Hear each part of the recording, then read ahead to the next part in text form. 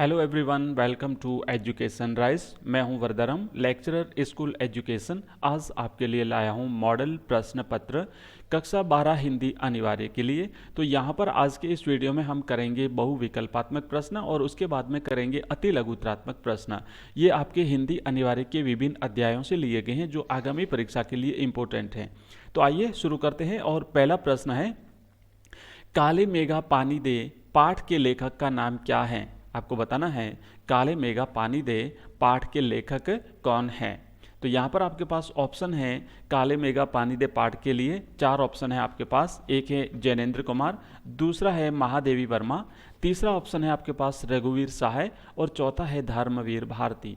तो इसका सही जवाब रहेगा धर्मवीर भारती। आपको जिन जिन प्रश्नों के जवाब आते हैं आप कमेंट बॉक्स में कमेंट करते जाइए और साथ ही साथ अपने आंसर भी चेक करते जाइए।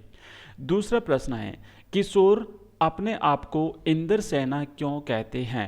तो पहला प्रश्न है, इसका ऑप्शन है वर्षा के लिए, इंद्र को प्रसन्न करने के लिए। दूसरा है लोगों से जल मांगने के लिए। ऑप्शन 3 है इंद्र देवता से प्यार करने के लिए। और ऑप्शन 4 है इंद्र के समान आचरण करने के लिए। तो इसका सही जवाब है ऑप्शन ए, वर्षा के लिए, इंद्र को प्रसन्न करने के लिए। इंद्र देवता को प्रसन्न करने के लिए, पानी के लिए, जल के लिए जब बारिश नहीं होती है तो इंद्र सेना जो है वो इंद्र को प्रसन्न करने के लिए अपने आप को इंद्र सेना कह करके कीचड़ में नाचते हैं और लोटपोट होते हैं और लोगों से घर घर जा करके पानी मांगते हैं। तीसरा प्रश्न है, काले मेघा पानी दे के लेखक को कुमार सुधार सभा का कौन सा पद दिया गया था? ऑप्शन 1 महामंत्री, ऑप्शन बी उप मंत्री, ऑप्शन सी मंत्री और ऑप्शन डी अध्यक्ष। तो याद होगा आपको अच्छी तरह से कि काले मेघा पानी दे में लेखक को कुमार सुधार सभा का उप मंत्री बनाया गया था। ऑप्शन बी इसका करेक्ट आंसर है। ओके, उप मंत्री बनाया गया था। अगला प्रश्न है चौथा प्रश्न है, पतंग कविता किस कवि की रचना है? तो ऑप्शन 1 है सूर्यकांत त्रिपाठी निराला, ऑप्शन बी आलोक धनवा, ऑप्शन सी हरिवंश राय बच्चन और ऑप्शन द है आपके लिए जयशंकर प्रसाद। तो इसका सही जवाब पता है हम सबको कि ये जो कवि है वो है आलोक धनवा। ठीक है, धनवा की पतंग कविता है। पांचवा प्रश्न है, हालावाद के प्रवर्तक किसे माना गया है? Option 1 Munshi Premchand, option B है महादेवी वर्मा, ऑप्शन सी है हरिवंश राय बच्चन और ऑप्शन डी है सूर्यकांत त्रिपाठी निराला। तो आप सबको पता है कि हालावाद के प्रवर्तक माने गए हैं हरिवंश राय बच्चन। हिंदी काव्य में हालावाद के प्रवर्तक हरिवंश राय बच्चन। हरिवंश राय बच्चन पर फारसी के कवि उमर खय्याम का प्रभाव था। तो ये जो है हिंदी में इन्होंने हालावाद को लाने वाले थे। छठा प्रश्न है, कविता फूलों के बहाने क्या है? ऑप्शन 1 गिनना, ऑप्शन बी है खिलना, ऑप्शन सी है मुरझाना और ऑप्शन डी है बहकना। तो यहाँ पर जो है इसका सही जवाब फूलों के बहाने कविता जो है वो खिलना है। यहाँ पर हमने जो कविता है ना फूलों के बहाने वाली कविता जो है उसमें 3 चीज़ों से इसकी तुलना की गई है, जिसमें 2 से इसकी तुलना की गई है और 1 से उसकी समानता दर्शाई गई है। आइए आगे बढ़ते हैं और अब हम देखते हैं लघुत्रात्मक प्रश्न।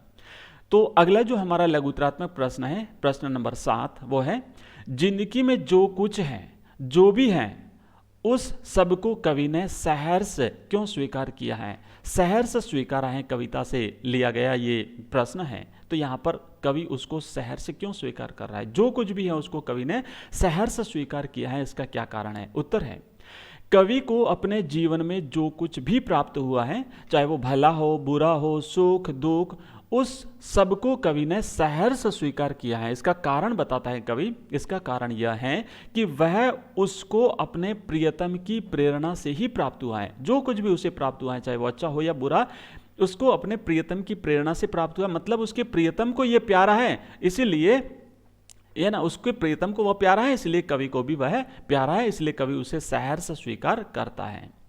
नेक्स्ट 8वां प्रश्न है, कविता के बहाने कविता में किन बहानों के माध्यम से कविता की विशेषताएं बताई गई हैं? इसका उत्तर है कि इस कविता में चिड़िया की उड़ान, फूल का खिलना तथा बच्चों के खेल आदि बहानों के माध्यम से कविता की विशेषताएं बताई गई है। यहाँ पर 3 चीज़ों से कविता की समानता और तुलना की गई है। 2 चीज़ों से तो उसकी तुलना की गई है, चिड़िया की उड़ान से और फूल के खिलने से तो उसकी तुलना की गई है, और बच्चे के खेल से कविता की समानता दर्शाई गई है कवि ने इस कविता में। और इसमें चिड़िया चूंकि उड़ान भरती है, लेकिन चिड़िया की एक सीमा होती है, कविता की कोई सीमा नहीं है। फूल का खिलना एक निश्चित समय तक होता है, लेकिन कविता का कोई निश्चित समय नहीं होता है। और बच्चों का खेलना बच्चों के खेलने के समान भी उस कविता को यहाँ पर समानता दर्शाते हुए कवि ने इसका वर्णन किया है। चिड़िया की उड़ान सीमित होती है, लेकिन कवि की कल्पना की उड़ान की कोई सीमा नहीं है। आइए आगे बढ़ते हैं, 9वां प्रश्न देखते हैं। वह क्या क्या है जो कवि को अपने जीवन में प्राप्त हुआ है तथा उसे सहर्ष स्वीकार है। ये सहर्ष स्वीकार है कविता से लिया गया प्रश्न है। यहां पर देखिए कि कवि के पास वो क्या क्या है, आपको सब कुछ बताना है। वह क्या क्या है जो कवि को अपने जीवन में प्राप्त हुआ है और वो सब कुछ उसे स्वीकार है, तो वो सारी चीजें आपको बतानी है। तो देखिए, कवि के पास गर्व उत्पन्न करने वाली गरीबी है। कवि ने कहा था ना, गर्बीली गरीबी, तो कवि के पास गर्व उत्पन्न करने वाली गरीबी है, जीवन के गहरे अनुभव हैं, विचारों की संपत्ति है, व्यक्तित्व की दृढ़ता है और मन में भावनाओं की प्रवाहित होती हुई नदी है। अपनी इन समस्त मौलिक तथा नवीन उपलब्धियों को कवि ने सहर्ष स्वीकारा है, क्योंकि ये उसके प्रियतम को प्यारा है, इसलिए कवि को भी वो प्यारा है, इसलिए कवि ने उसे स्वीकार किया है। आइए 10वां प्रश्न। मैं और जग और कहाँ का नाता, इसमें कवि का क्या कहना है। याद होगा आपको ये पंक्ति कहाँ से ली गई है ना, अगर आपने अच्छी तरह से चैप्टर्स पढ़े हैं तो आपको अच्छी तरह से याद होगा। यहाँ पर कवि कहते हैं कि मैं दूसरा हूँ, जग अलग है, मैं अलग हूँ, हमारा कोई नाता नहीं है। तो यहाँ पर कवि के आदर्श संसार की मान्यताओं के विपरीत है। क्यों? क्योंकि एक तरफ जहाँ जो जग है, जो संसार है, वो स्वार्थ से घिरा हुआ है और कवि त्याग प्रेम से परिपूर्ण है। ठीक है, इस तरह संसार से संबंध रखना कवि के लिए संभव नहीं है। इसलिए कवि कहता है कि मेरा और संसार का कोई संबंध नहीं है। कवि का संसार से विरुद्ध मूलक संबंध है, विरोधाभासी संबंध है। चलिए आगे बढ़ते हैं, 11वां प्रश्न है। कवि ने संवेदन तुम्हारा है कहकर क्या बताया है। तो यहां पर देखिए, कवि ने कहा है कि उसको प्रतिक्षण यानी प्रत्येक पल अपने प्रियतम से स्नेह और प्रेम प्राप्त हुआ है ना। संवेदन तुम्हारा है का मतलब है कि हर क्षण मुझे तुम्हारा स्नेह मिलता है, हर क्षण मुझे तुम्हारा प्रेम प्राप्त हो रहा है। उसके प्रत्येक कार्य में प्रियतम की प्रेरणा रही है। कवि के मन में निरंतर जागने वाले विचार और भाव प्रियतम की संवेदना के फलस्वरूप ही हैं। इसलिए कहता है कवि कि संवेदन तुम्हारा है, मतलब हर कार्य में तुम्हारा प्रेम है, तुम्हारा स्नेह है, तुम्हारी मुझे प्रेरणा मिलती है, तुम्हारा ही सहारा है हर काम में मुझे। आगे बढ़ते हैं और 12वां प्रश्न है, दिल में क्या झरना है, कवि ने ऐसा क्यों कहा है। तो यहां पर देखेंगे उत्तर। कवि ने अपने मन में अपने प्रियतम के प्रति अपार प्रेम भरा हुआ है। कवि अपने मन में अपने प्रियतम के प्रति अपार स्नेह भरे हुए हैं और इस प्रेम को कवि जितना ही व्यक्त करता है उतना ही वह अधिक उसके हृदय में उमड़ने लगता है। मतलब जितना खर्च किया उससे ज्यादा आया, खत्म होता ही नहीं है। तो इसलिए कह रहा है कि पता नहीं कोई झरना है मेरे अंदर, क्योंकि झरना कभी सूखता नहीं है, लगातार बहता रहता है। तो उसके जो भाव हैं वो लगातार उसके हृदय में उमड़ते रहते हैं। अतः है कवि को शंका होती है कि क्या उसके हृदय में कोई प्रेम का झरना बह रहा है, जिसकी अनंत जलराशि उसके मन में प्रेम के भावों की कमी नहीं होने देती, लगातार उसमें से बहता रहता है, विचार भाव आते रहते हैं।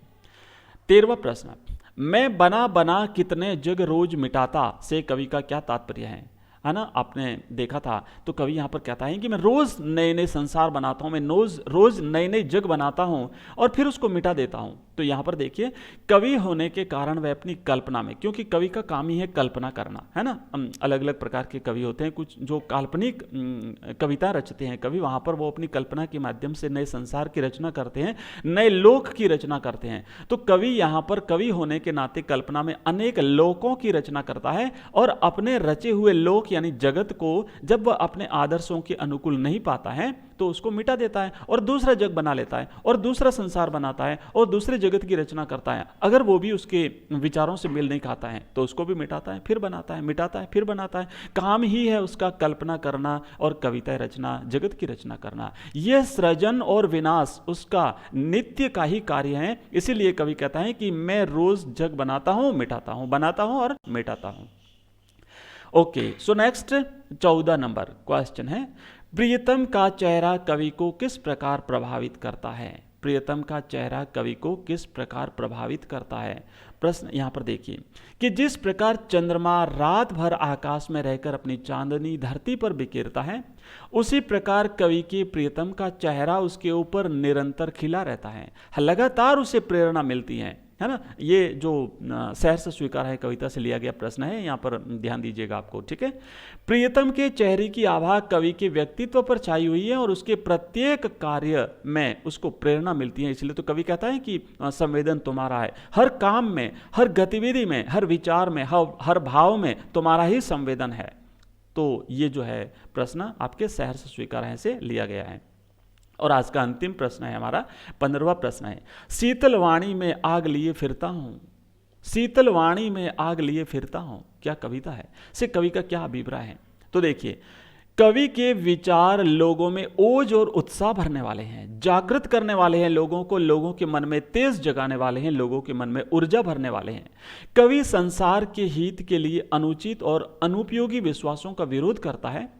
वह अपनी बात कहने के लिए अप्रिय शब्दों का प्रयोग नहीं करता, वह वाणी में कठोरता में नहीं मधुरता में विश्वास करता है। तो इसीलिए कहता है ना कि शीतल वाणी में, मतलब कठोर शब्दों का प्रयोग नहीं करता है, मीठे मीठे शब्दों से लोगों के मन में ओज भरता है, लोगों के मन में आग लिए फिरता हूं का मतलब होता है लोगों को जागृत कर देना, लोगों में तेज भर देना, लोगों में उत्साह भर देना, लोगों में ऊर्जा का संचार कर देना।